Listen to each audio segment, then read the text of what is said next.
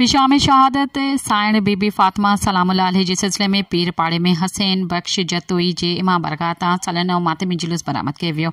मातमी जुलूस मुख़्तलिफ़ रूटनि खां मातमदारी कंदो सैयद ज़मीर हुसैन शाह मुसवी जी हवेली ते पहुतो, जिते ज़ुलजना इलम पाक बरामद करण बाद जुलूस में शामिल सवे मोमिनन से नाज़नी नोहा ख़्वानी ऐं ज़ंजीर ज़नी ते खूनी मातम कयो ऐं दरगाह हज़रत शाह अब्दुल लतीफ़ भिटाई ते पुरसो ॾिनो, जंहिं बाद मातमी जुलूस दरगाह भिटाई ते नहर कयो वियो।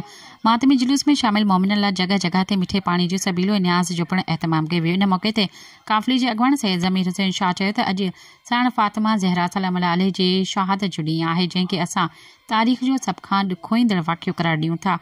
हुन चयो त असां गुज़िरियल 18 सालनि खां मातमी जुलूस ऐं आज़ादारी जो सिलसिलो जारी रखियो आहे, जेको हमेशह जारी ऐं सारी रहंदो। हुन चयो त जंहिं जे दिलि में अहल बैत सां मोहबत आहे नाहे, उनखे असां इंसानी तस्लीम नथा कयूं। ॿिए पासे पुलिस जे जवाननि पारां दरगाह भिटाई समेत मातमी जुलूस जे निगरानी लाइ ॼाणायल रूटनि ते पुलिस सिक्योरिटी जा सख़्त इंतज़ाम कया विया।